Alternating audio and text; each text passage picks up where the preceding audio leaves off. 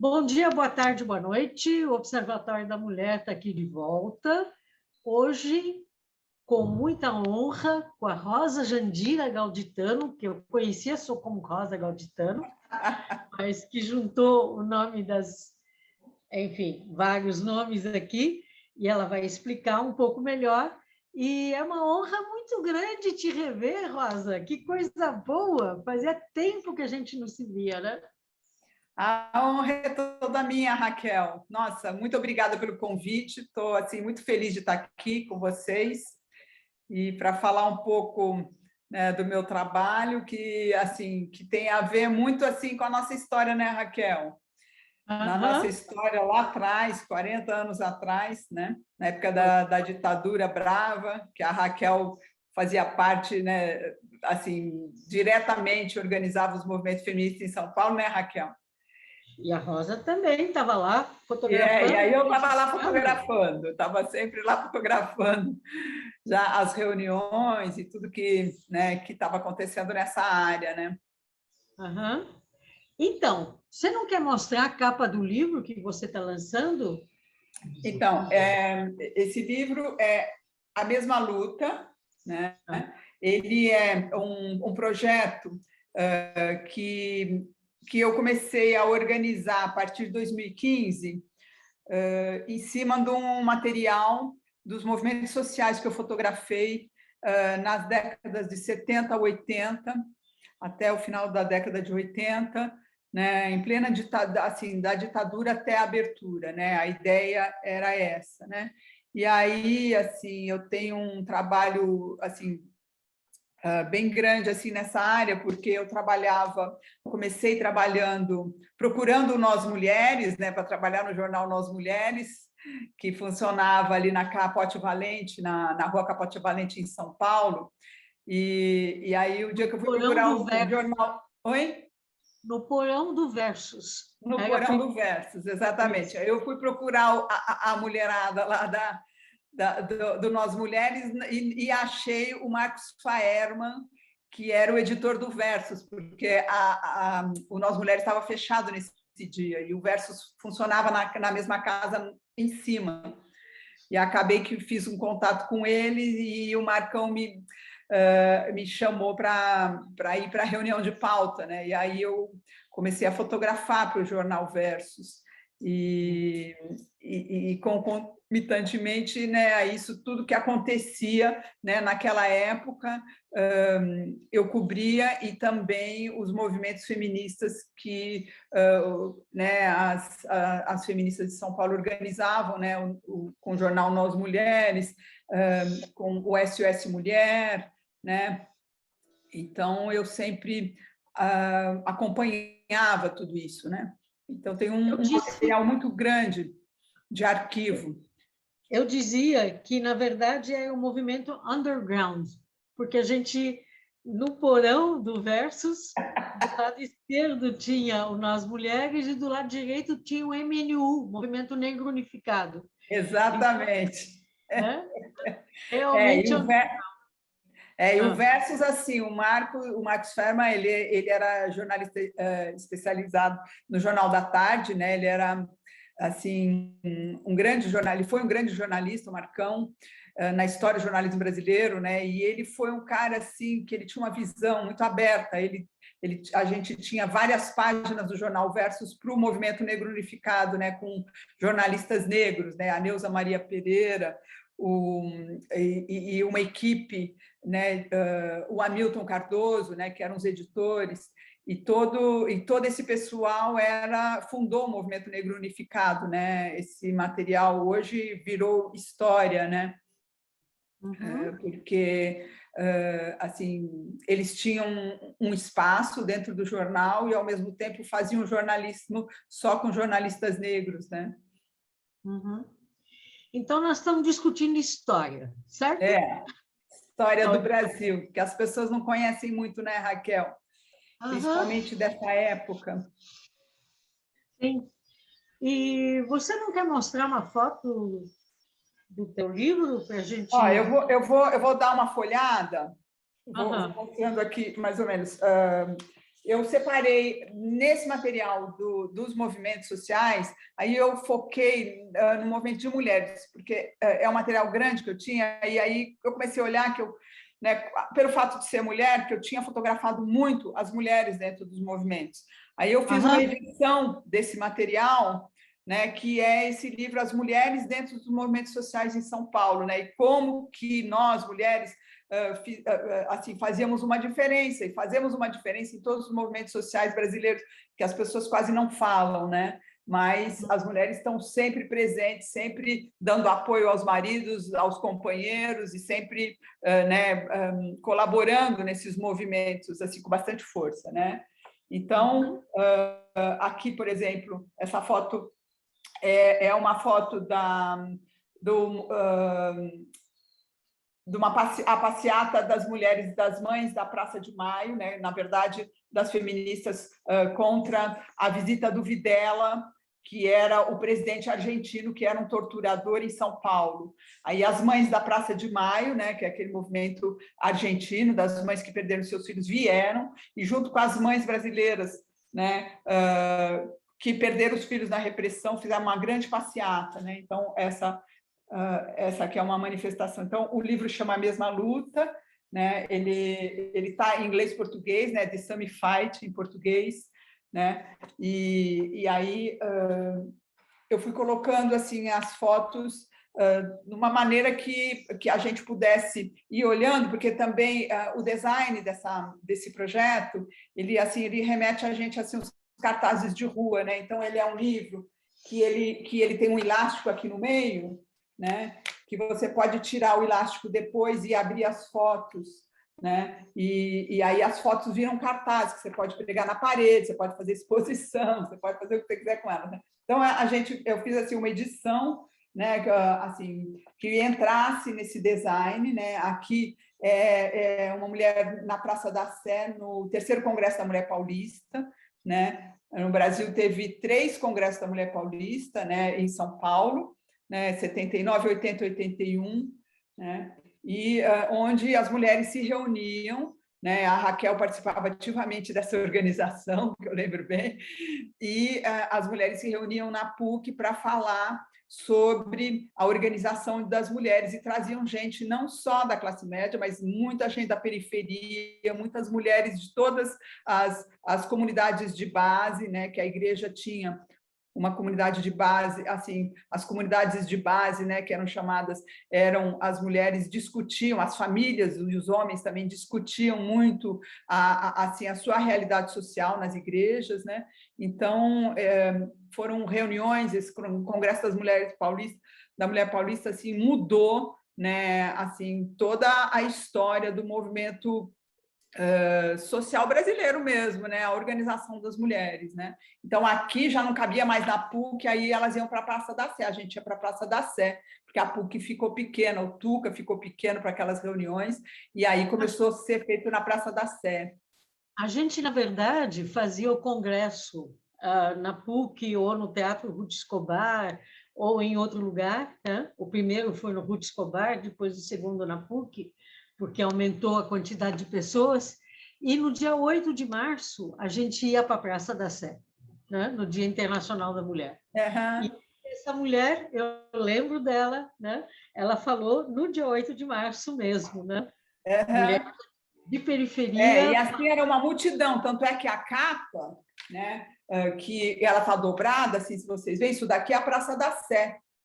Uau. Isso é o terceiro Congresso da Mulher Paulista na Praça da Sé, foi muito incrível, porque era muita gente, né? Então, assim, é legal você falar isso, porque também eu não lembro muito, né? Tem muita coisa assim que vocês que organizavam, né? Tem mais detalhes do que eu, né? Aqui é uma votação no Tuca. Certo. Né? E aí o livro tem 2 textos, porque como é um fotolivro, né? Uma coisa mais de fotografia, mas eu acho que é importante também a gente ter texto para localizar a história, principalmente para a moçada mais jovem, que não sabe muito a história dessa época, né? Então, aqui uma curadora chamada Cristiane Rodrigues, ela mora em Paris, eu conheci ela lá, eu morei esses 3 últimos anos em Londres, então eu fui muito para Paris, assim, porque Paris é o centro da fotografia lá, então, quando eu podia, eu pegava o trem e ia para lá, eu conheci a Cristiane, ela é uma curadora, ela trabalhou para o Museu da Fotografia Europeia, ela é super importante lá, e ela curtiu muito esse material. Aí eu pedi para a Cristiane escrever um texto que ela fala um pouco sobre o meu trabalho de fotografia, né? E sobre esse trabalho das mulheres nos movimentos sociais. E é português e inglês, né? Então tem uma página português e outra em inglês, que é legal já para a gente, né, poder levar para outros lugares. Né? Tá. E aqui... Deixa eu contar um pouquinho como é que rolavam o primeiro, segundo e terceiro Congresso da Mulher Paulista, né? A gente tinha uma mesa, eventualmente algumas pessoas falavam, né? Aqui tem uma que falou. A gente depois fazia grupos pequenos onde se discutia a problemática apresentada e os problemas principais que acabaram surgindo, né? E que definiam na votação, depois, no fim, a luta que seria a luta principal. Então, do primeiro Congresso da Mulher Paulista, nasceu o movimento de luta por creche. Do segundo Congresso da Mulher Paulista, nasceu o SOS Mulher, né? E o terceiro fez tanto sucesso que todos os sindicatos e todos os partidos políticos acabaram engrossando também, e acabou não saindo nada em termos de reivindicação. Mas, enfim, aqui nós temos alguém falando também no dia 8 de março, né? Ou no Congresso. Não, eu lembro assim que depois os Congressos da Mulher Paulista foram um divisor de águas na sociedade brasileira, porque eles trouxeram tantas coisas que não se discutiam, eles trouxeram tantas informações e tantas discussões novas também, que as mulheres nunca foram as mesmas depois disso, né? Teve uma mudança radical. Teve uma mudança radical na nossa sociedade e foi muito importante, Raquel. Eu acho assim, para mim, né, pessoalmente, foi uma coisa marcante ter participado disso, como fotógrafa, porque eu ficava lá escutando tudo, vendo tudo que estava acontecendo, mas assim, na minha vida foi uma coisa marcante. Então, eu imagino que para todas as pessoas que participaram disso, e mais para a sociedade paulistana, né, que na verdade acaba espalhando para o Brasil inteiro, né, as informações, tudo que acontece em São Paulo, né, eu acho que assim foi um marco na sociedade brasileira. Olha, na época começou o movimento social contra a ditadura, né? E a mulherada estava sempre na rua, né? Estava na rua contra a ditadura, contra a alta do custo de vida, pela anistia, né? E aí começou o movimento dos metalúrgicos, né? Que também acabou formando o partido político algum tempo depois, né? O PT. E eu lembro que a Cida Kopkak, por exemplo, que é a presidente da Associação das Donas de Casa, ela dizia, olha, a mulherada, como os metalúrgicos estão em greve, a mulherada do ABC, DM, né? Quando o marido sai de casa de manhã, ela pergunta, você está indo aderir à greve ou você está indo trabalhar? Porque se você estiver indo trabalhar, você não me volta para casa. Ou seja, elas tinham um posicionamento muito claro, né? A favor da greve, a favor do fundo de solidariedade, que elas administravam também, né? E uma série de outras questões, né?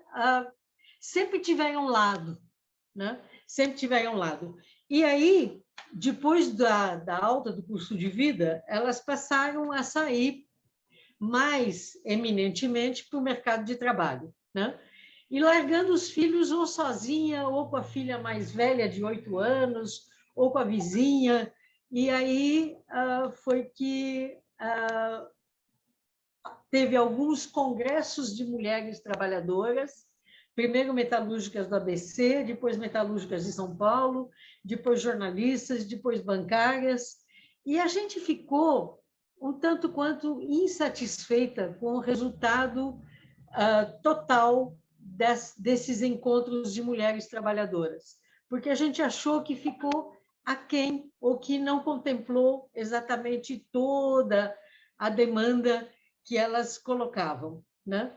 Por exemplo, a mulher metalúrgica, eu participei de grupos para fazê-las falar, e elas levantavam que elas, quando entravam num departamento, o departamento imediatamente virava todo feminino, né?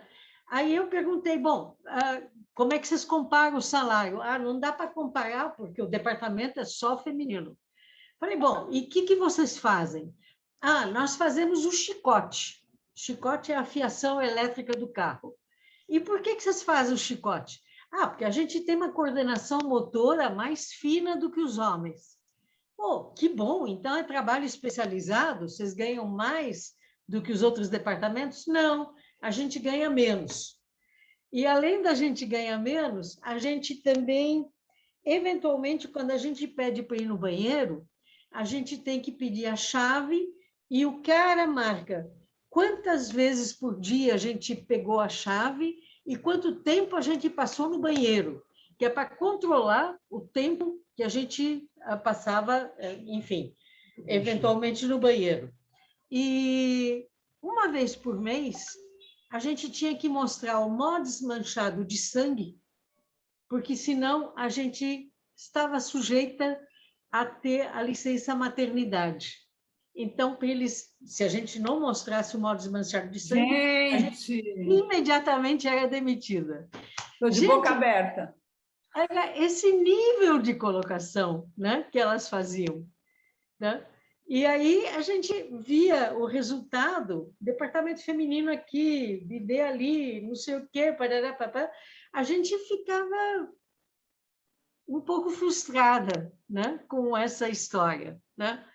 A Beth Lobo, inclusive, escreveu um livro que se chamava A Classe Operária Tem Dois Sexos, para mostrar a diferença que existe entre uma coisa e outra coisa, né? E aí a gente resolveu fazer os encontros da mulher paulista. Não, vamos juntar todas nós e vamos fazer nós os encontros. E aí ficamos absolutamente surpreendidas e muito agradavelmente surpreendidas com a presença massiva de mulherada de periferia mesmo, né? É muito legal, né? Então, tudo isso que você está falando, né, assim, é incrível, né? Porque a gente não tem ideia, assim, o que vai, assim, né, nas entranhas da nossa sociedade brasileira, né? Eu acho que, assim, os congressos, assim, depois que teve o terceiro, não teve mais congresso do Mulher Paulista, eu senti a falta, eu falei, gente, esse negócio tinha que continuar para sempre. Tinha que continuar para sempre, né? Porque, olha, você estava falando aqui, né? Aqui está o SOS Mulher, né? O grupo que foi criado, né? Que a Raquel, você pode explicar melhor o que era o SOS Mulher do que eu, né? Olha, o SOS Mulher nasceu do segundo Congresso da Mulher Paulista e a gente foi surpreendida no segundo Congresso da Mulher Paulista com o pessoal do MR8, que apareceu com os homens, fazendo um corredor polonês para a gente passar e entrar ali na sede da PUC, né? Bom, a gente entrou, passou, né? E na plenária final, elas queriam, porque queriam, na verdade, levantar a questão da Assembleia Nacional Constituinte. Acontece que a mulherada estava discutindo intensamente a questão da violência contra a mulher, né? E a gente não conseguiu concluir na plenária final, nós tivemos que fazer um outro encontro paralelo das feministas, depois, onde cada uma relatou a discussão que tinha acontecido no seu grupo, no grupo que a gente coordenava, e a gente concluiu que tínhamos que lançar o SOS Mulher. E foi aí que lançamos na escadaria do Teatro Municipal, onde você fotografou, né? Uhum. E eu acho assim que o SOS Mulher assim, era o único lugar que as mulheres que sofriam violência podiam ligar por telefone e ter uma assistência direta. Isso era uma coisa que não existia, né, psicológica, e uma orientação de o que elas faziam. Naquela época não tinha a Delegacia da Mulher, né? Não tinha ainda a Delegacia da Mulher, e a Delegacia da Mulher foi criada, acho que em 85. Eu lembro que eu trabalhava na Veja e eu fui fotografar, né, a primeira Delegacia da Mulher, por isso que eu lembro dessa data. Então, naquela época, as mulheres sofriam, como sempre sofreram, caladas dentro de casa, né? Uhum. A violência, que é uma coisa que a gente não imagina, mas que acontece muito mais, né? Porque as pessoas não falam, as mulheres não falam, as mulheres da classe alta e classe média têm vergonha de falar, não falam nem para os familiares que sofrem violência em casa, e as mulheres da classe baixa também não falam porque têm medo, e também não tinham para quem recorrer, né? Então, isso é uma coisa assim, que está dentro da sociedade brasileira, a gente não acabou com isso ainda, né? Tem muitos assassinatos ainda, né? Esses últimos anos, até com esse último governo, parece que o negócio aumentou mais, né? Uhum. E é uma coisa e que... no dia 10 de 10 de 79, nós lançamos o SOS Mulher.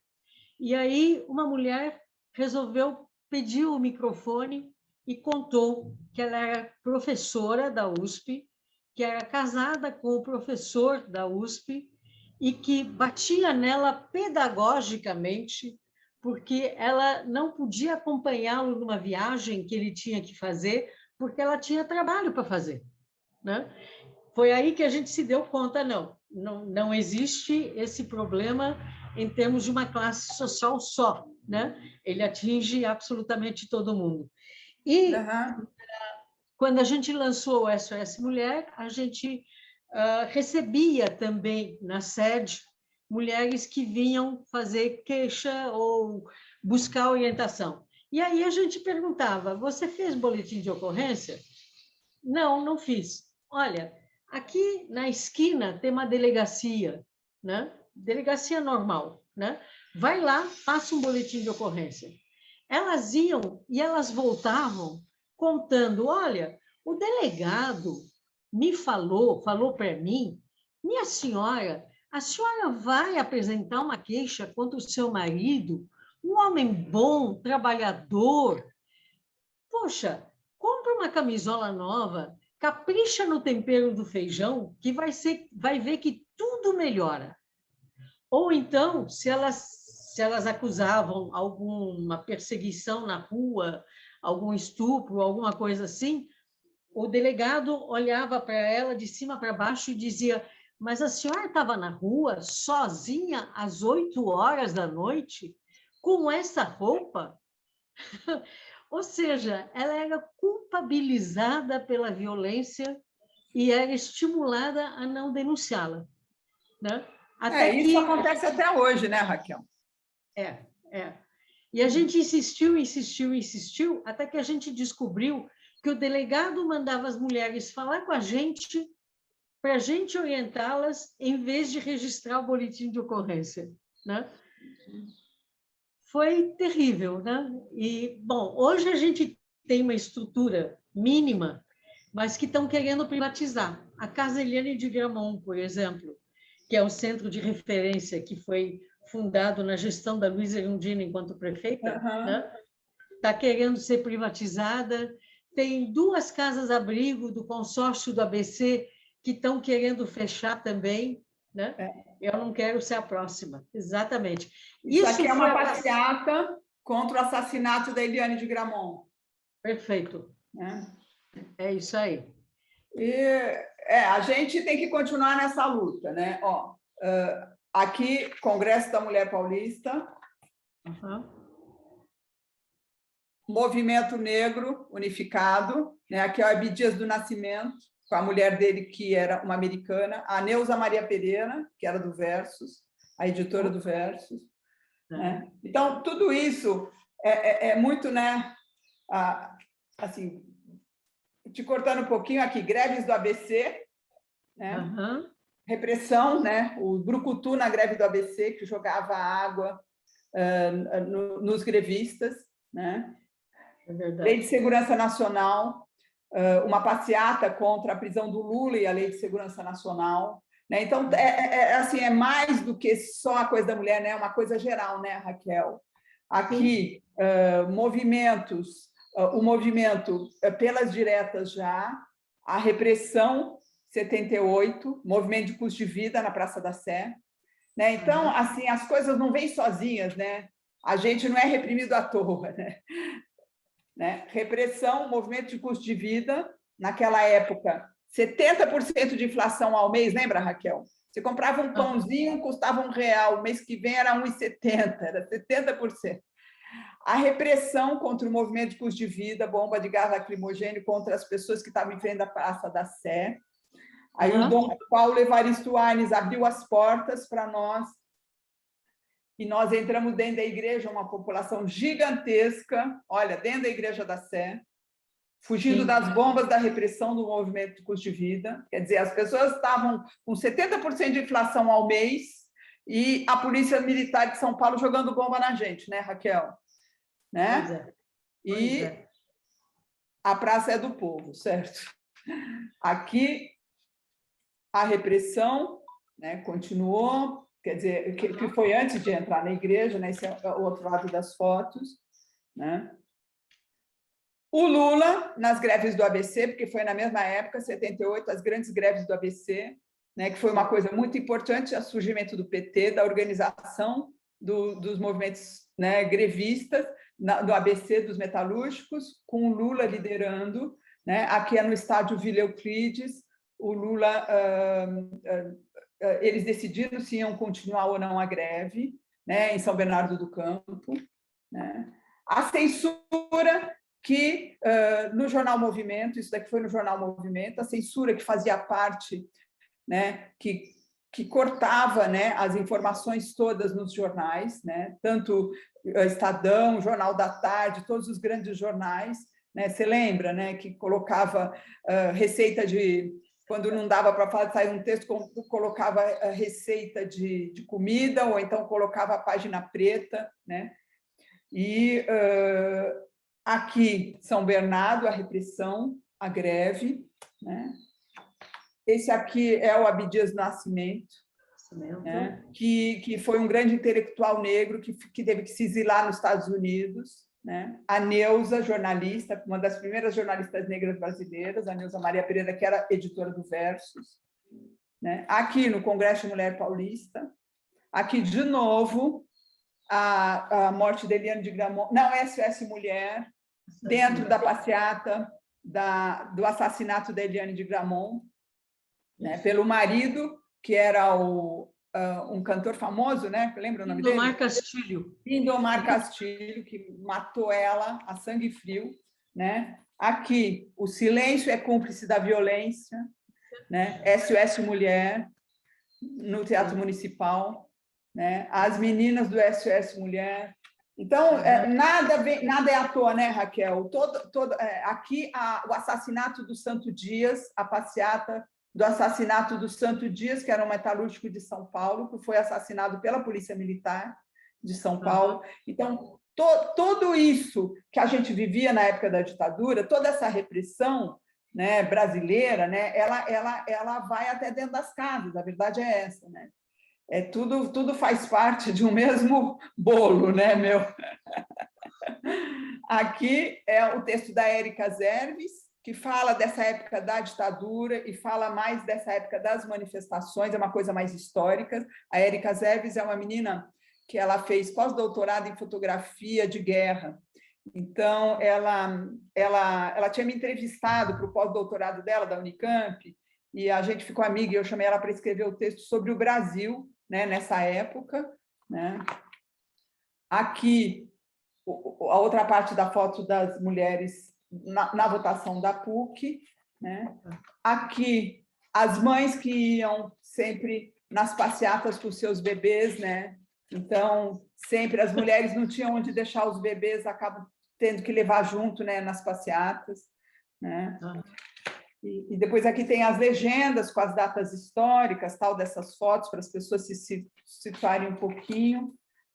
Aqui tem eu, naquela época, lindinha e magrinha. Então, é uma geral de tudo isso que você falou, né? E aí, assim, aí depois a gente pode tirar esse elástico daqui, né? E aí você começa a ver as fotos inteiras, né?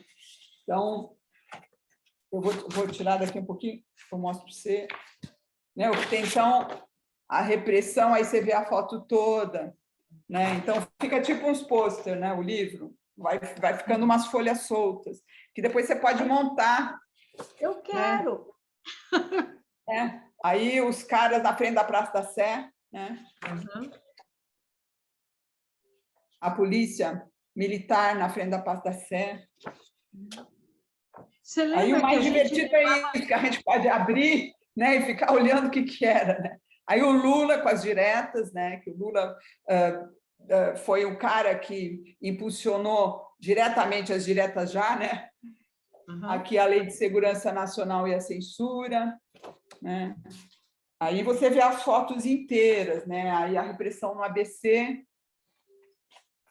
né? O Brucutu, né? Que era aquele carro gigantesco que jogava água na gente. Aí os negros no movimento negro na frente do Teatro Municipal, que era a fundação do MNU, né? Movimento Negro Unificado. Né? A Neuza, a nossa querida Neuza Maria Pereira, que acabou de ganhar o prêmio Vladimir Herzog de jornalismo. Opa! Acabou de ganhar o prêmio mês passado, Vladimir Herzog de Direitos Humanos. Muito orgulho dela. Ela está agora fazendo... Finalmente, ela está escrevendo uma biografia sobre a história dela. A Neuza, super amiga. Né? Aqui, a passeata, né? Contra a morte de Eliane de Gramont. Você vê que vinha gente de todas as idades, né? Olha. Sim. Né? Nas passeatas, tinham mulheres de todas as idades, né? Essa aqui vocês já viram. Essa aqui do SOS Mulher, que agora a foto inteira.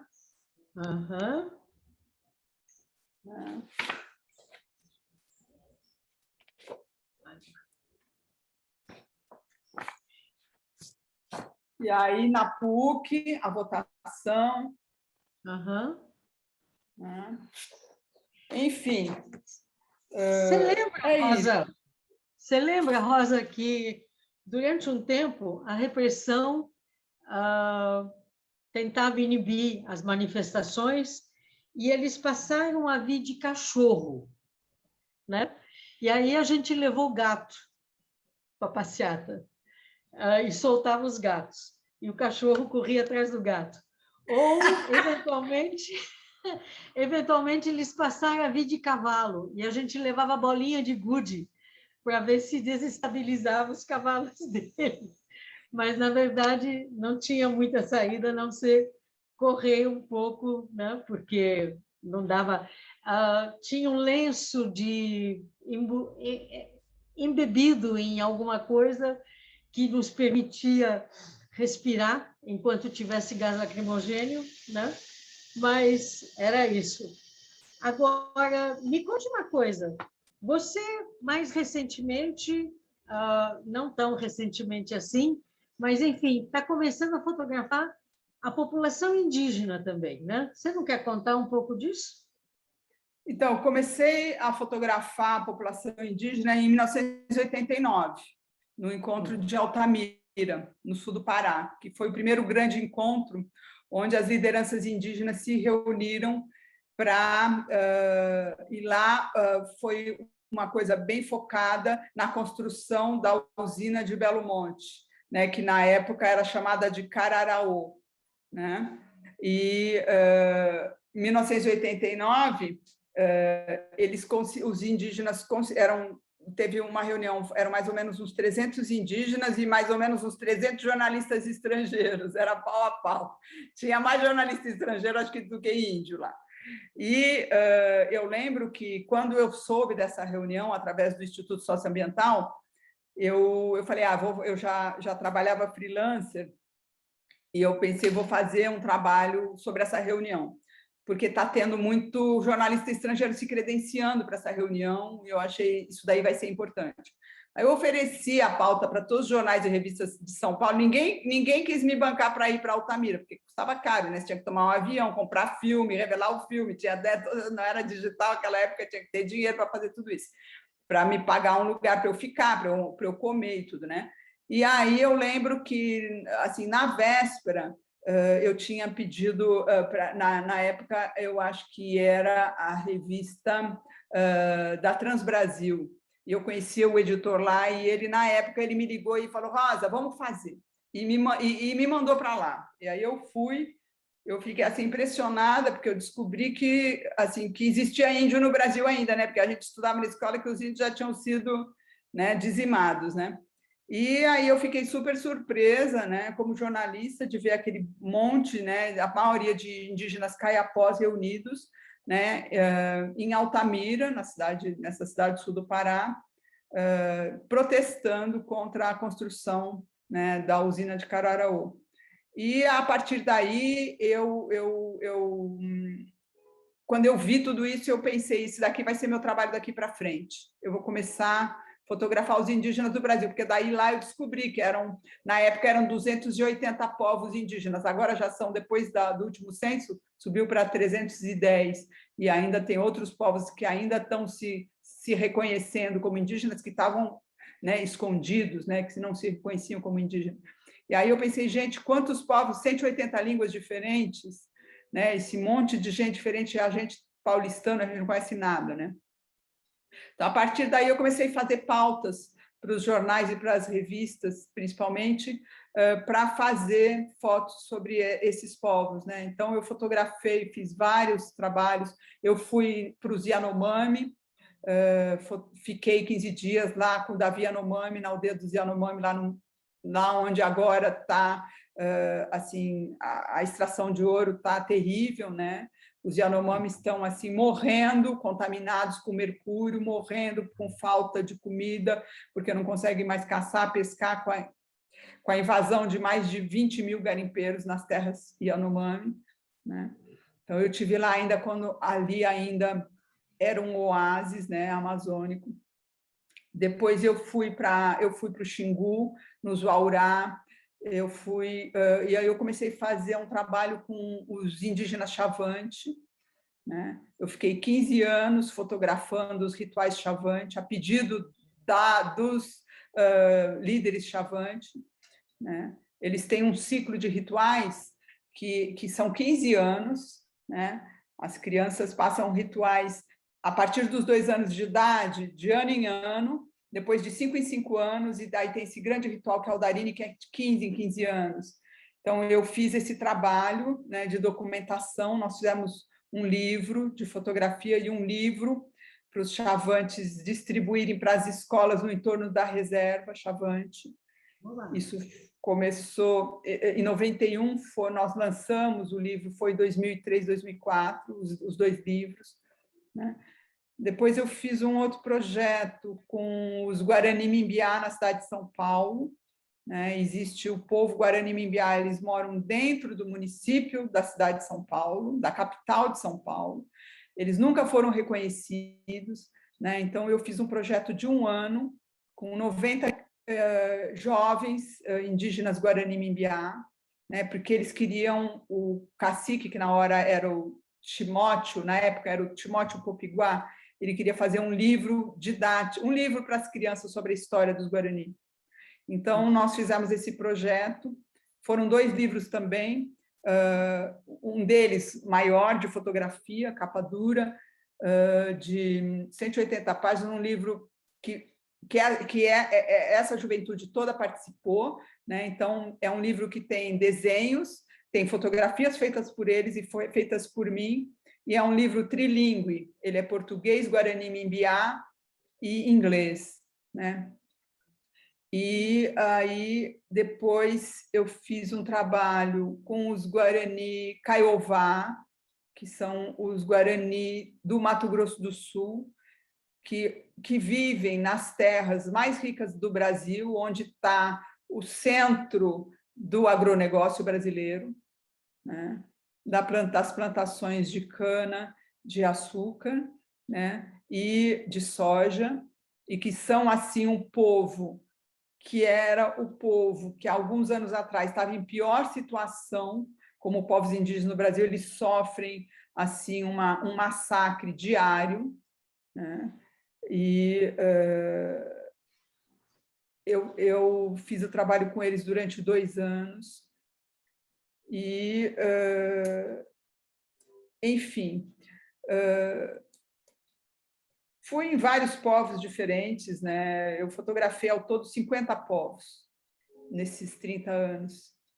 Eu, até pouco tempo, assim, eu acho que hoje em dia o meu arquivo é um dos maiores arquivos fotográficos sobre povos indígenas no Brasil, porque eu fiquei esses 30 anos assim, fotografando todas essas etnias, né, e fazendo trabalho com eles. Aí eu abri uma ONG, em 2004, abri uma ONG chamada Nossa Tribo, né, que a gente desenvolveu vários trabalhos junto, né, com os Pancararu da favela do Real Parque, em São Paulo, também fizemos um trabalho de 1 ano, né, com as crianças Pancararu e com as mães das crianças, né. A Nossa Tribo, o primeiro trabalho que nós fizemos foi com os chavantes, focado na desnutrição, na morte dos bebês de 0 a 6 anos. Então, foi um trabalho que a gente fez durante 1 ano com as mulheres e com médicos e nutricionistas, né, que foi aprovado pela Unesco. O dinheiro que a gente conseguiu foi da Unesco, aquele Criança Esperança. Então, a gente trabalhou 1 ano com as mulheres e com a população, né, de uma aldeia, era um projeto piloto, chamava Nutrição Infantil para o Povo Chavante. Depois a gente replicou esse projeto na favela do Real Parque, em São Paulo, Nutrição Infantil do Povo Pancararu. Fizemos um recorte desse projeto nos Pancararu, na favela Real Parque. E aí eles fizeram um vídeo, que foi o resultado do projeto.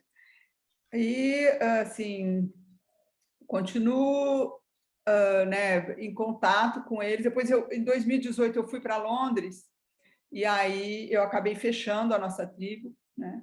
Porque eu estava indo para Londres, não sabia quanto tempo ia ficar mais lá, mudei de vida, né?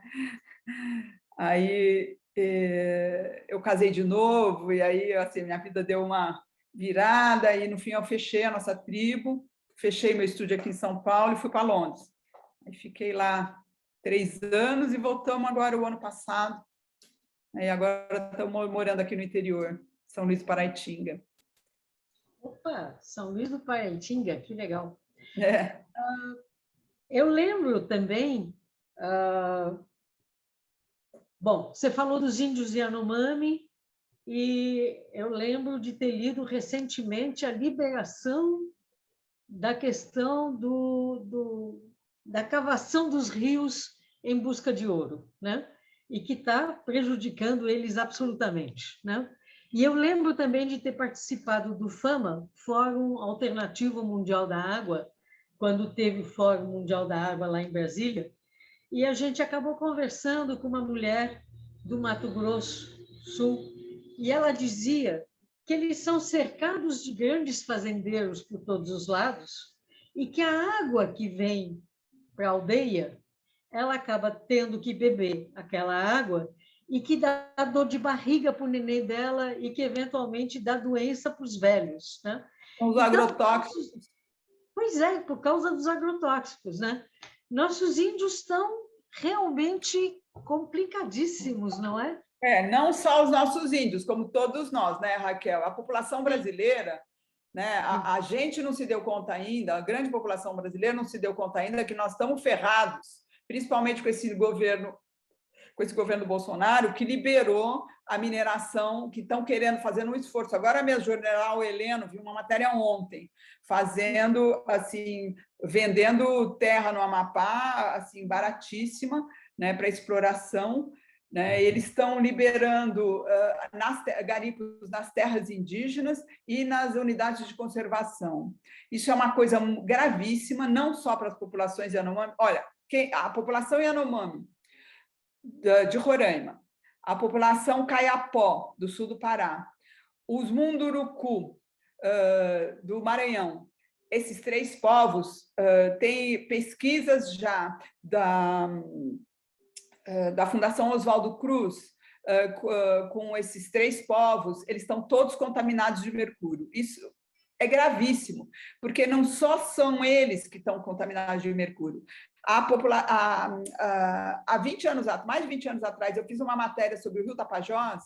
Eu fui no garimpo de Itaituba, que era um dos primeiros garimpos que tinha na região do Pará, que era assim uma ruazinha, que tinha a casinha dos 2 lados, era só uma ruazinha, a cidade. Itaituba hoje cresceu, acho que virou, parece que uma cidade. Naquela época, você só chegava lá de avião. Baixava de avião, assim, o único restaurantezinho, a mulher comprava as coisas do restaurante no Ceasa. Toda semana, o avião do garimpo vinha para São Paulo e as comidas que eles comiam lá, compravam no Ceasa de São Paulo. Pra você ter ideia, assim, a grana que rolava.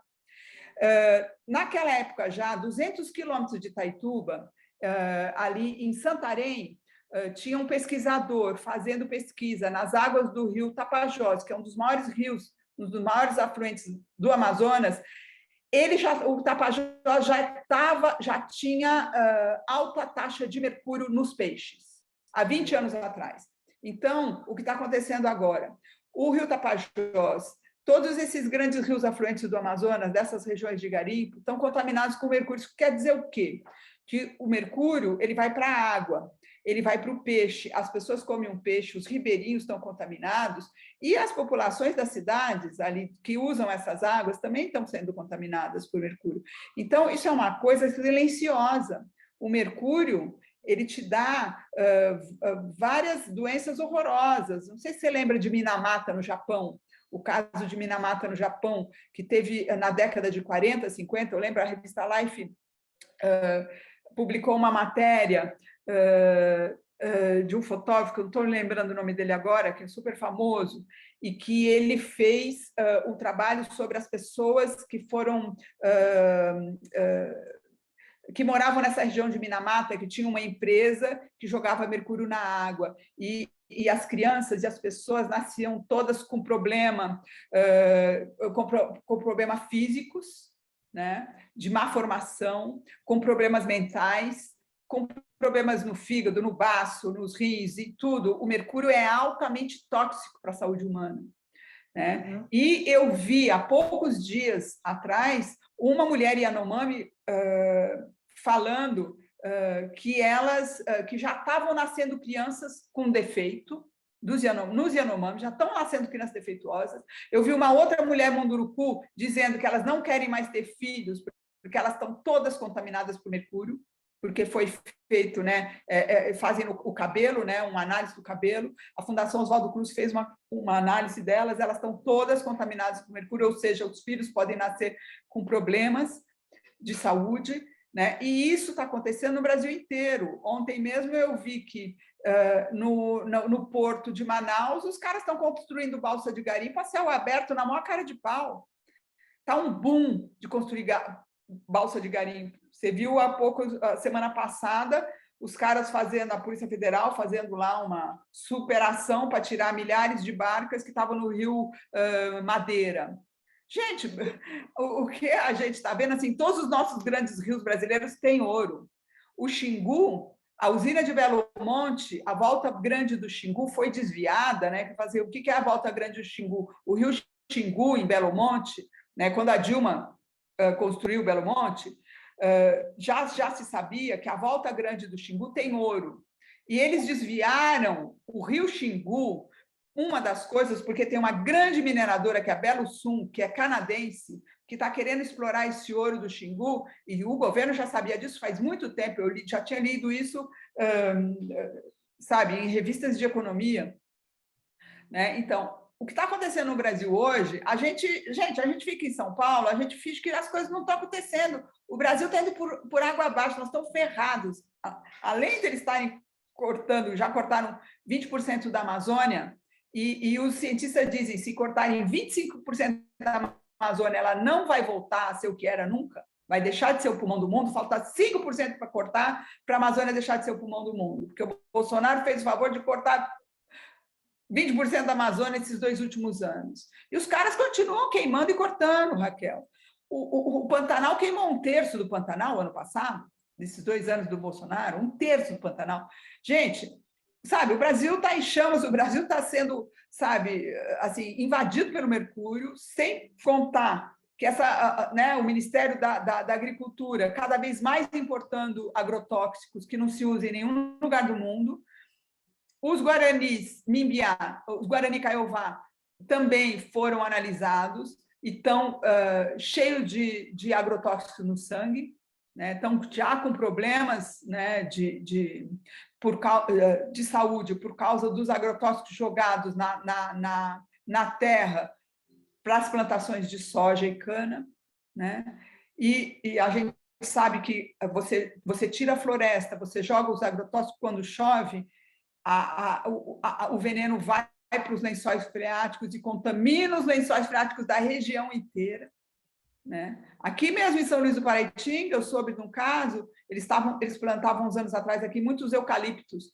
Eu soube de um caso de uma senhora aqui, que ela morava na montanha abaixo onde plantaram os eucaliptos. O veneno dos eucaliptos era tanto que contaminou o poço, o lençol freático dela, ela teve câncer e morreu. E aí, a partir disso, a cidade percebeu que não podia liberar mais para a plantação de eucalipto no entorno aqui, que é Mata Atlântica, essa região aqui, né? E todo mundo estava plantando eucalipto. Depois, com a morte dessa mulher, eles perceberam o tamanho da encrenca, porque ela literalmente estava envenenada com os venenos, né, da plantação de eucalipto. Então, isso é muito sério. A gente está comendo veneno. O Brasil está comendo veneno. O Brasil está tomando água com veneno, né? E aí você vai para Brasília, né? Só para encerrar essa história do veneno aqui que eu estou falando para caramba, a última vez que eu fui para Brasília, eu fiquei chocada, porque Brasília é o lugar que tem mais restaurante orgânico do Brasil. Eu falei, gente, quantas feiras orgânicas, quantos restaurantes orgânicos? Lógico, né? Os caras que estão lá em Brasília, ninguém quer comer comida com agrotóxico, eles vão tudo comer orgânico nos restaurantes. Mulherada lá só compra orgânico, o pessoal que tem grana e que são os donos das grandes plantações de soja e cana, e que estão aí dentro do garimpo também, que tem muitos políticos, né, envolvidos no garimpo, todos esses caras, a vida deles é boa, né? Eles comem orgânico, enquanto nós estamos se ferrando aqui, né? População comendo veneno, né? E se envenenando com mercúrio nas águas, e comendo peixe com mercúrio. Então, isso é muito grave, Raquel.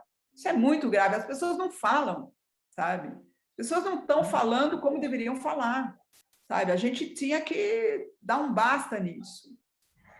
Perfeito. Mas você, além de falar, está mostrando em foto esse material todo. Me conte uma coisa, nosso programa, infelizmente, está chegando no fim, né?